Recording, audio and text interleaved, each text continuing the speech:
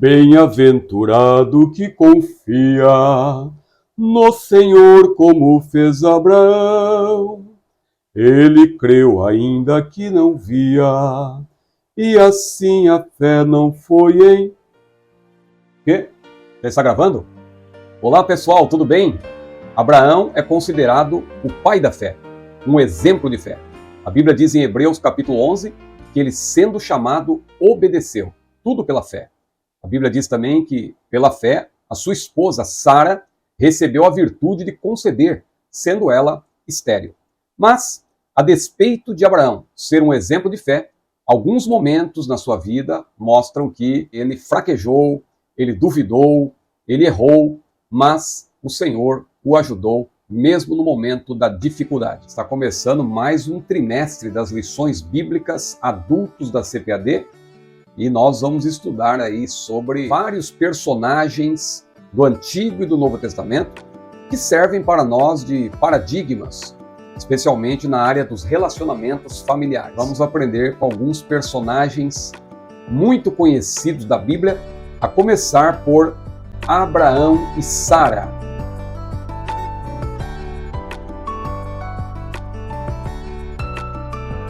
Olá, tudo bem? Eu sou o pastor Ciro Sanchez Zibordi.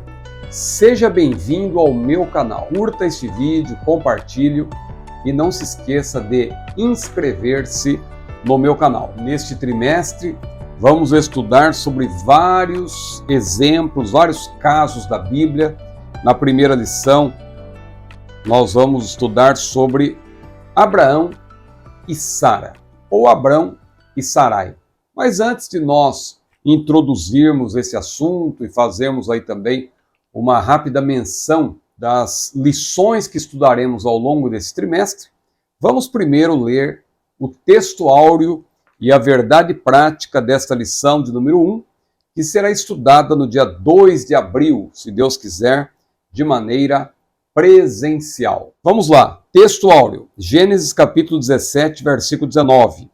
Na verdade, Sara, tua mulher, te dará um filho, e chamarás o seu nome Isaque, e com ele estabelecerei o meu concerto. E a verdade prática, quando o ser humano se precipita a respeito dos planos de Deus, as consequências dessa ação são inevitáveis. Muito bem, é a lição de número 1, quando a família age por conta própria. Eu já tenho parabenizado aqui a CPAD pelas lições bíblicas desse novo currículo que começou no ano passado. Tivemos um estudo maravilhoso sobre a Bíblia como palavra de Deus. Depois estudamos sobre o Sermão do Monte. Em seguida, sobre as sutilezas de Satanás, um trimestre apologético.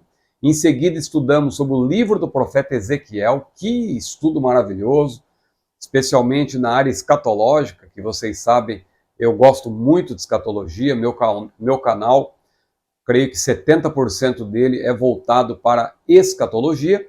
E iniciamos este ano de 2023 estudando sobre o avivamento.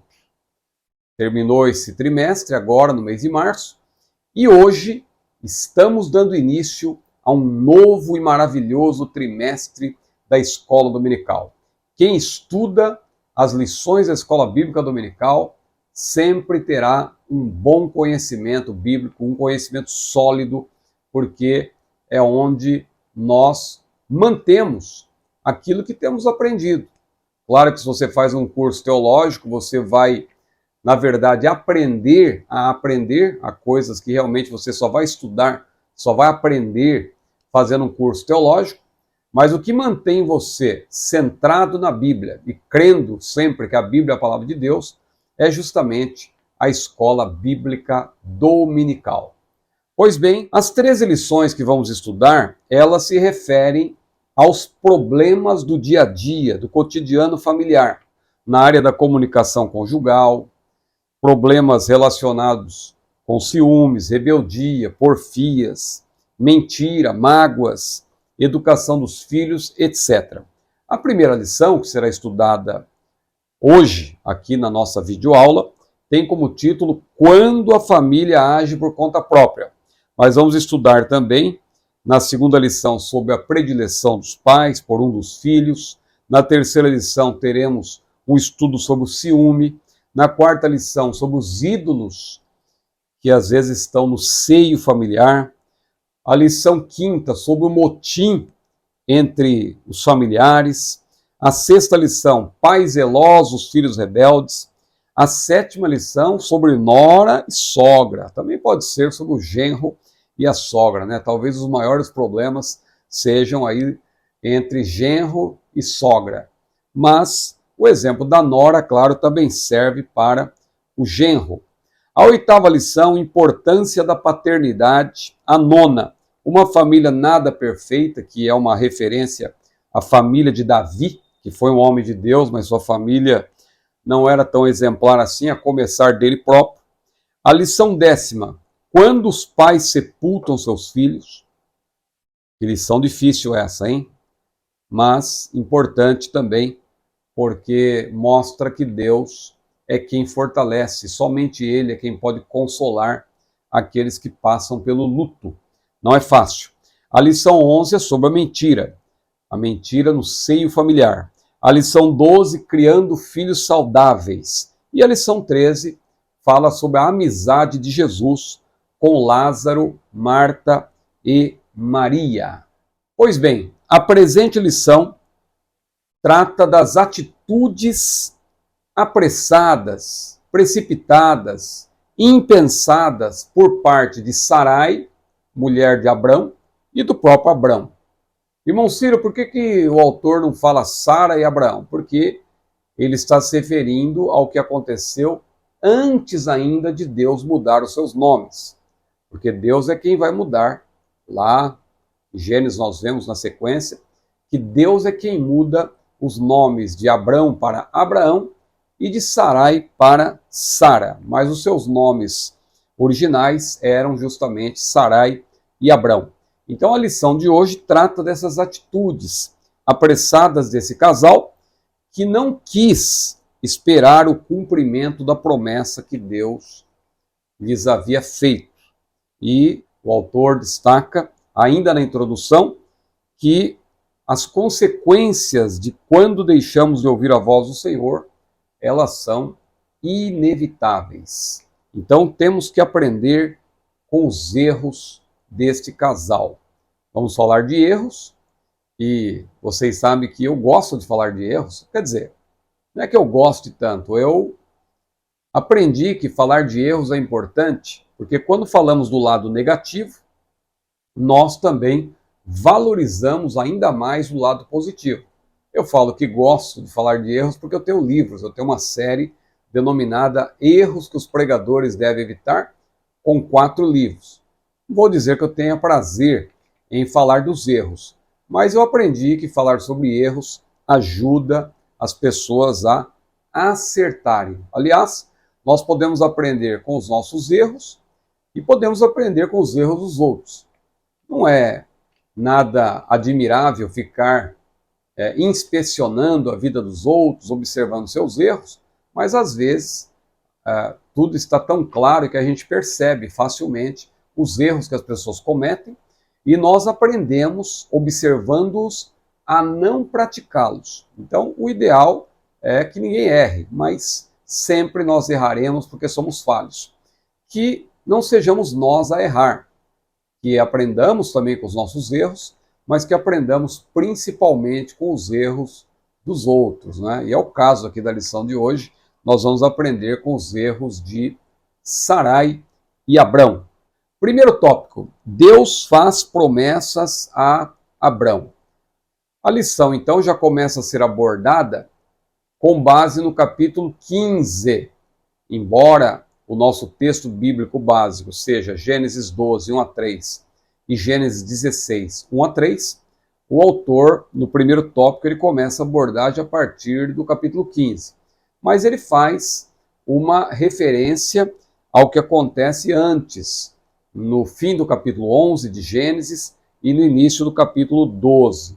O autor aqui destaca que após as conquistas de Abraão, desde a sua saída de Ur dos Caldeus e de Harã, conforme Gênesis 11, 31, e 12, 1 a 4, Deus então, ali em Gênesis 15, faz novas promessas a Abraão. Mas falando dessa saída de Abraão, de Ur dos Caldeus e também de Gênesis 12, aqui tem uma observação importante. Por quê? Porque em Gênesis 12, a Bíblia deixa claro que Abraão estava em Harã, ou Arã, né? E estando Abraão em Harã, a Bíblia diz que o Senhor lhe disse: sai-te da tua terra, da tua parentela, da casa de teu pai, para o lugar que eu te mostrarei. E fartei uma grande nação, e abençoarei o teu nome, e te engrandecerei, abençoarei os que te abençoarem, amaldiçoarei os que te amaldiçoarem, e em ti serão benditas todas as famílias da terra. Na verdade, é uma promessa sétupla que Deus fez a Abraão, ou 7 promessas. Agora, o curioso é que esta não foi a primeira chamada de Abraão. E nós vamos descobrir isso lendo principalmente Atos capítulo 7. Eu até abordo isso no meu livro, Estevão, o primeiro apologista do Evangelho, porque ali eu tenho um capítulo em que analiso o sermão de Estevão, que é o maior sermão constante do livro de Atos. Ali nos versículos 2 em diante do capítulo 7 de Atos, Estevão ele faz menção de que Abraão recebeu a sua chamada ainda em Ur dos Caldeus. Veja que Deus revelou isso para Estevão, claro, mediante o estudo, porque ele era um estudioso, e ele então afirmou ali categoricamente que Deus chamou Abraão quando ele ainda estava em Ur dos Caldeus, ou seja, algo que nem Moisés, possível autor de Gênesis, havia dito de maneira textual. Porque se você ler o fim de Gênesis 11 e o início de Gênesis 12, não fica claro que Deus chamou Abraão ainda na terra de Ur dos Caldeus.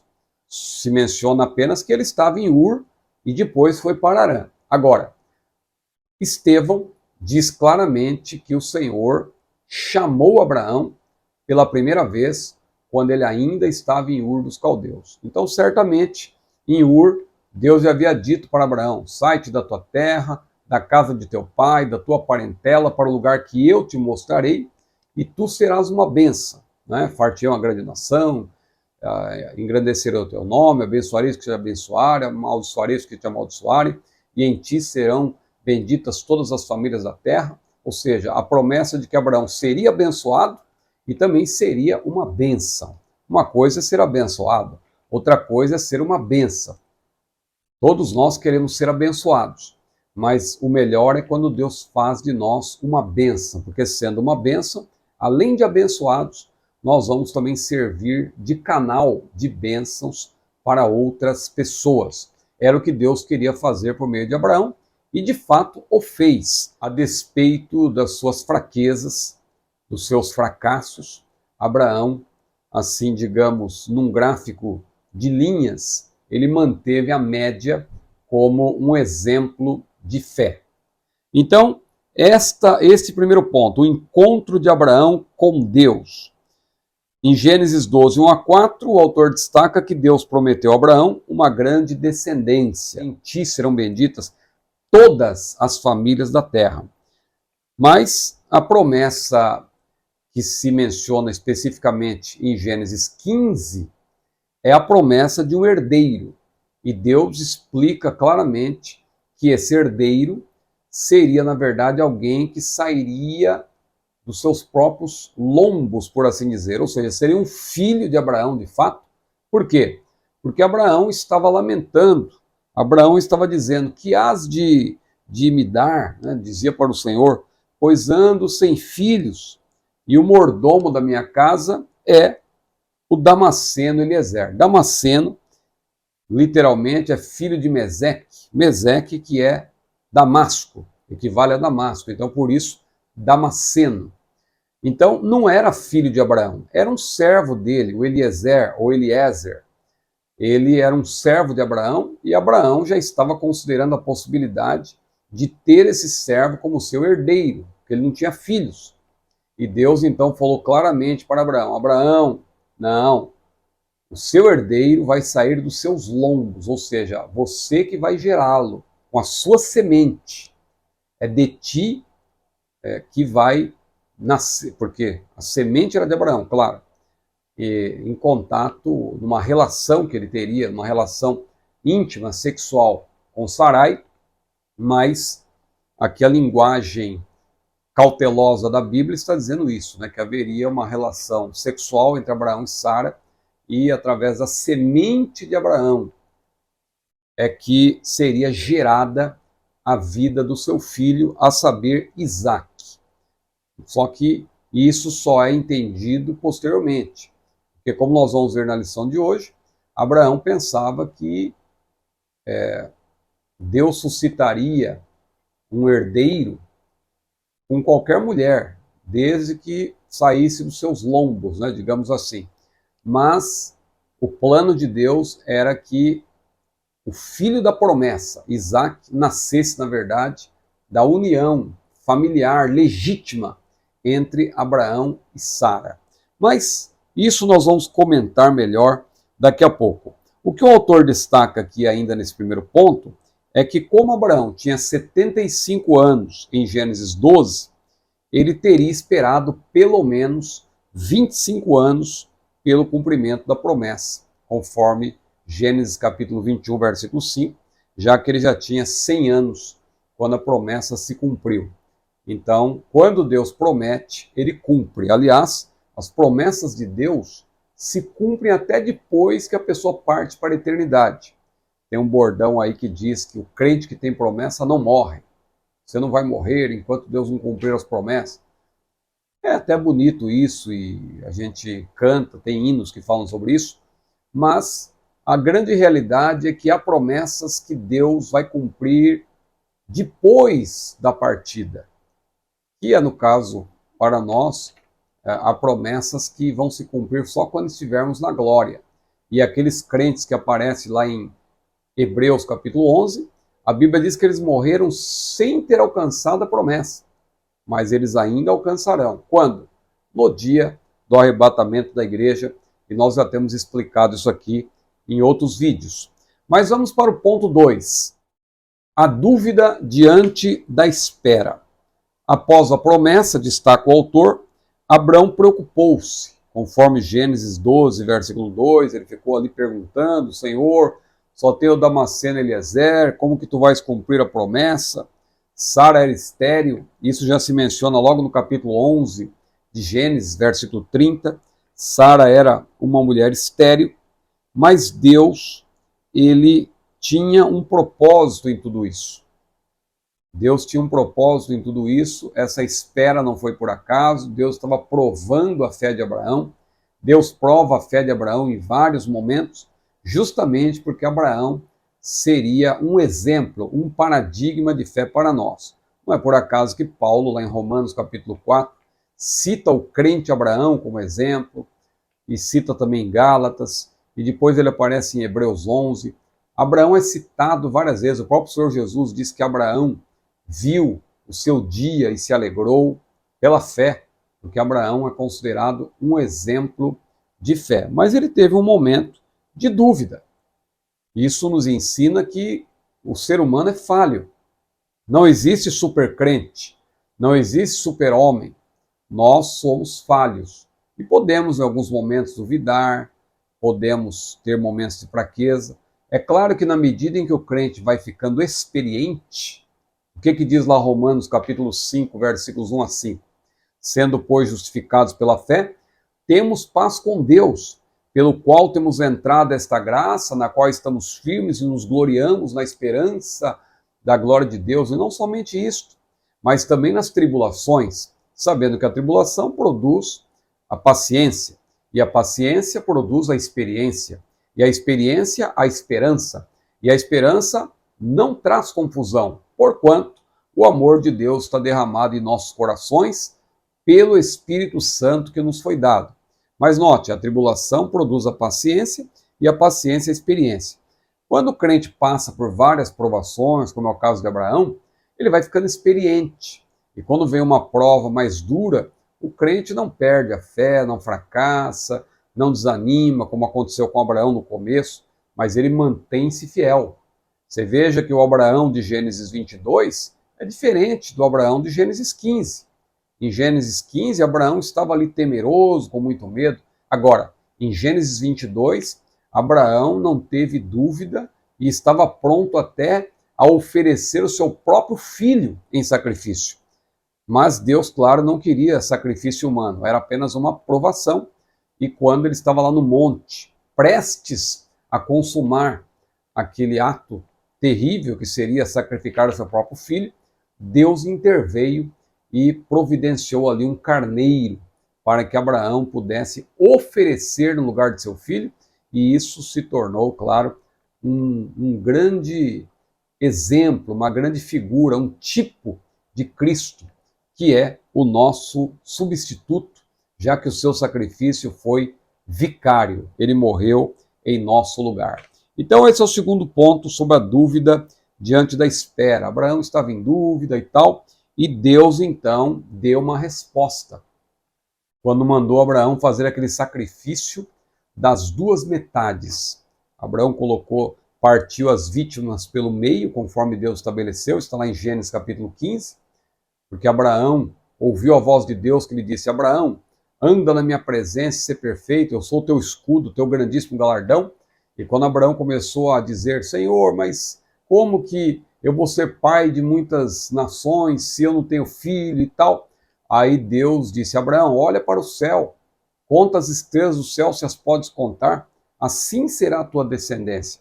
E Deus então mandou Abraão fazer um sacrifício, conhecido como o sacrifício das duas metades, e ali quando ele ofereceu aquele sacrifício, ele partiu as vítimas ao meio, ficou um vão no meio, e dali a pouco ele estava aguardando a resposta de Deus, e estava demorando, e as aves do céu queriam ali descer sobre aquelas vítimas, mas Abraão, ele ali cochilava, mas ele manteve-se ali, enxotava aquelas aves, mas dali a pouco veio uma resposta, uma tocha de fogo atravessou ali justamente no meio daquelas vítimas partidas ao meio, e Deus deu uma grande resposta para Abraão. Mas vamos ao ponto 3. Deus garante a Abraão o cumprimento da promessa. Houve então a especificação da promessa de que o herdeiro, como nós já mencionamos, deveria ser filho de Abraão com Sara, e não com Agar, como veremos posteriormente. E nem seria o Eliezer, que não era filho de Abraão, apenas era um servo a quem ele prezava muito. Agora, mesmo assim, mesmo diante dessa promessa, essa resposta tremenda da parte de Deus, quando aquela tocha de fogo, repito, veio do céu e passou no meio, entre as duas metades, no meio daquelas vítimas que estavam sendo sacrificadas a Deus, a Bíblia diz que mesmo assim Abraão vacilou. Lá Gênesis capítulo 16 nos mostra isso, que Abraão acabou fracassando. Mas para não adiantarmos o que está mais adiante, vamos já para o tópico segundo, porque o autor vai explicando aqui pouco a pouco, e essa parte aqui sobre a garantia da promessa a Abraão, nós já falamos no ponto anterior. Vamos agora para o segundo tópico. Interferência no plano de Deus. Aqui que está a parte mais enfática da nossa lição, porque diz respeito à interferência, à tentativa de interferir no plano de Deus, por isso que a lição tem esse título, Quando a Família Age por Conta Própria. Nós não podemos interferir nos planos de Deus. Se Deus falou conosco claramente que Ele tem uma obra a realizar em nossa vida, nós temos que aguardar pacientemente a resposta do Senhor. Então veja, interferência no plano de Deus. Primeiro ponto, a tentativa de Sarai em ajudar, entre aspas, a Deus. Ela quis dar aí uma mãozinha para Deus, porque ela era estéril e, além do mais, ela tinha uma idade muito avançada. Então, o que fez Sarai? Ela persuadiu Abraão a relacionar-se com Agar. Gênesis capítulo 16, versículo 2. É interessante que ali, de acordo com alguns estudiosos, eu vou recomendar alguns livros para vocês, para estas lições sobre Gênesis, inclusive, eu recomendo esta obra exegética de Klaus Westermann. É uma obra muito boa. Claro que tem muitos livros sobre Gênesis, mas essa aqui é uma obra exegética. Klaus Westermann é um grande erudito, e para uma exegese de Gênesis, eu recomendo muito essa obra da editora Sinodal. É uma obra muito boa. E Westermann, ele diz que quando Sarai pede para Abraão tomar Agar por mulher, ali não ensejava apenas relação sexual. Abraão deveria ficar um tempo com Agar, deveria de fato ter com ela intimidade, familiaridade, como se fossem marido e mulher. Marido e mulher não tem apenas relação sexual, tem outro tipo de relação, tem o convívio, tem a amizade, várias coisas. Então, Sarai permitiu que Abraão tomasse de fato Agar como se ela fosse a sua esposa legítima. Isso foi um erro da parte de Sarai. Claro que isso era tolerado por Deus naquela época, não se constituiu adultério, mas foi algo que estava fora da vontade de Deus. Deus não queria que Abraão fizesse isso. Mas mesmo Abraão cometendo esse erro, nós vamos ver que Deus nunca é apanhado de forma desprevenida, ele está no controle de todas as coisas, e isso é um mistério para nós, porque Deus é soberano, Deus está no controle, e ao mesmo tempo ele permite que nós, pela livre vontade, tomemos decisões que muitas vezes nos prejudicam, mas a palavra de Deus diz também que Deus endireita caminhos tortos. Ainda que erremos, se nós nos arrependermos, Deus é maravilhoso, que Ele pode ainda nos reconduzir e fazer com que encontremos novamente o caminho de onde saímos. Mas veja, a tentativa de Sarai em ajudar a Deus, ela persuadiu Abraão a relacionar-se com Agar. Repito, quis dar uma mãozinha para Deus.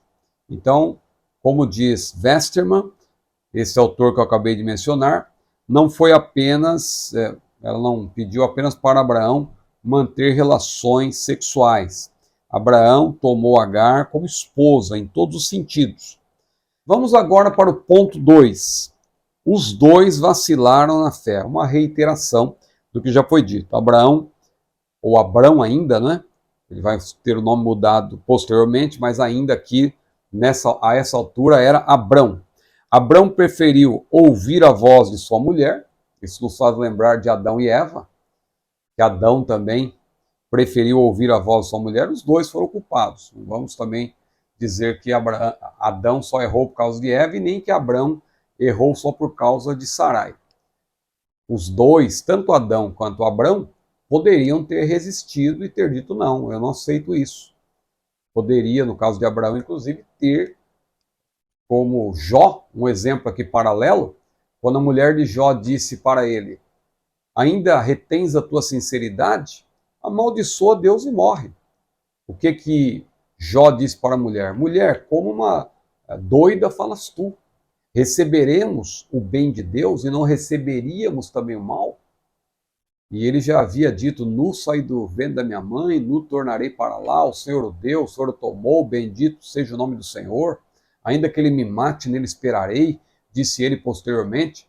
Então veja que, da mesma forma, Abrão e o próprio Adão, voltando um pouco mais, poderiam ter resistido e poderiam ter dito: não, eu não vou aceitar isso. Mas eles também fracassaram. O fato é que, seja homem, seja mulher, somos seres humanos e estamos sujeitos ao fracasso. Por isso temos que vigiar constantemente. Mas este vai ter com a minha serva aí de Sara, então, repito, não se limita à relação sexual. Abraão deveria passar uma parte do seu tempo com Agar. Deveria haver entre eles familiaridade, intimidade, como se fosse de fato um casal. Esse foi o pedido de Sarai para Abrão e ele acabou atendendo como se fosse a coisa mais normal do mundo. E o erro principal dos dois, por isso que ambos vacilaram na fé, é que eles duvidaram da promessa do Senhor. O ponto 3, o problema da precipitação, o problema de agir apressadamente, sem pensar, agir de maneira impensada, inconsequente. Eles não conseguiram evitar, portanto, as consequências. Agar, quando ficou grávida, passou a desprezar a sua senhora, Agar, que até então aparentemente era muito submissa. Quando ela percebeu que estava grávida e estava tendo uma vida normal, como se fosse esposa de Abraão, ela começou a desprezar Sarai, e isso provocou um conflito terrível, um conflito que se tornou um conflito histórico entre Israel e os árabes. É interessante você olhar a partir de Abraão e fazer uma comparação entre Israel e os árabes. Veja que interessante. Tanto a nação de Israel como os árabes têm como pai Abrão, ou Abraão. Aí, Abraão gerou, através da relação com Agar, Ismael. Ismael, vem os árabes, daí vem o Islã. O Islã tem um livro, que é o Corão, ou Alcorão, e tem também um profeta, que é o Mohamed. Né? Quando você olha para o outro lado, você vê que o filho da promessa com Sarai foi Isaac. Isaac gerou Israel, porque foi através das 12 tribos de Israel, que são os filhos de Jacó, que teve o nome mudado para Israel, veio a nação de Israel. Os israelitas, por assim dizer, começaram o judaísmo, só que a gente pode aqui chamar judaísmo e em seguida o cristianismo, que também descende, vem da mesma linha. Então você tem o judaísmo barra cristianismo, que é Antigo e Novo Testamento, e aí você vai ter um livro também. Se no caso do Islã, ou do islamismo, você tem o Alcorão, muito antes você tem, porque o Islã só surge no ano 622 depois de Cristo.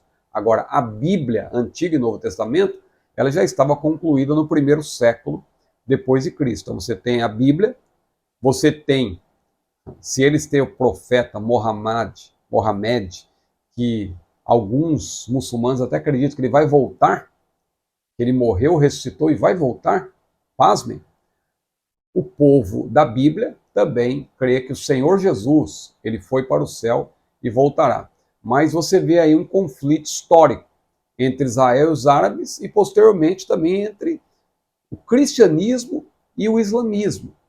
Porque o cristianismo e o judaísmo, ou os cristãos e os judeus, são inimigos históricos dos muçulmanos, que são, na sua maioria, povos árabes, mas há também povos de outras nacionalidades. Mas o conflito entre Israel e árabes é um conflito histórico, que começou, lamentavelmente, com essa precipitação aí da parte de Abraão e Sara. Muito bem, o terceiro tópico, as consequências de uma decisão precipitada. Primeiro ponto, o conflito na família de Abraão. Esse conflito, claro, foi gerado, repito, pela precipitação de Abraão e Sara, Abrão e Sarai. Então, num primeiro momento, houve aquela desavença entre Sarai e Agar. Agar teve que fugir com a criança ainda no seu ventre, mas felizmente, quando ela já estava longe, ali no deserto, um anjo do Senhor foi até ela, ela estava junto a uma fonte, e lhe disse, volte, isso lá no capítulo 16 de Gênesis, volte lá, se humilhe, fale com a sua senhora Sarai para consertar essa situação. Mas o menino acabou nascendo, nós vamos ver isso posteriormente, em Gênesis 21, várias coisas aconteceram entre o capítulo 16 e o capítulo 21, mas lá no capítulo 21, quando o menino já tinha nascido, já tinha uma certa idade, as desavenças continuaram e chegou uma hora que ficou insustentável a situação e Sara, agora já chamada Sara, e Abrão também chamado Abraão, Sara disse para Abraão, olha, agora não dá mais, eu quero que essa mulher saia da minha casa. E Abraão deu um pão na mão da mulher, um pouco de água, e ela saiu andando errante, diz a Bíblia, pelo deserto. E aí a Bíblia diz que ela, percebendo que ela e a criança morreriam, ela abandonou, deixou a criança ali debaixo de uma árvore ali, e ela também ficou distante para não ver a criança morrer, mas diz a Bíblia que Deus ouviu o choro do menino. Veja, Deus ouve a oração de crianças. E ali o anjo foi até Agar e disse: que tens, Agar? E Deus abriu os olhos dela, ela viu que tinha uma fonte ali do seu lado, e ela bebeu daquela água e não morreu não. E Deus fez promessas para ela. E disse: olha, esse seu filho, ele vai ser abençoado também. Ele não é o filho da promessa, não. O filho da promessa seria Isaac. Mas Deus também fez promessas para Ismael, que é o pai, nós sabemos, dos povos árabes. Muito bem. Agora, o ponto 2, a fraqueza de Abraão, a sua frouxidão.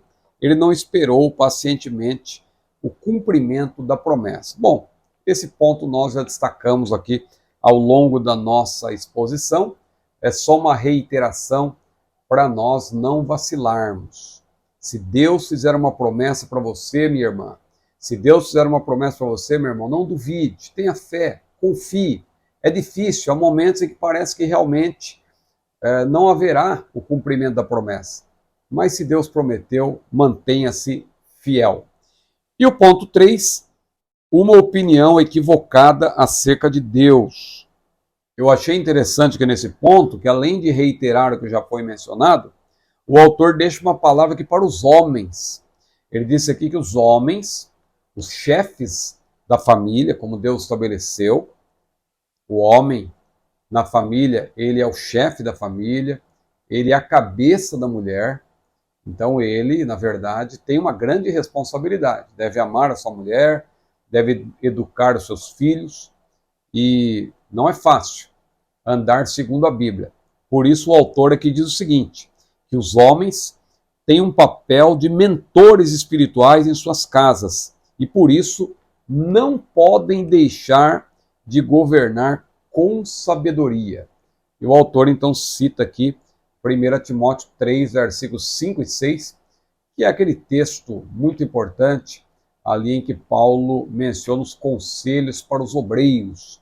Convém que seja marido de uma mulher, convém que seja irrepreensível, convém que tenha bom testemunho dos que estão de fora, e etc.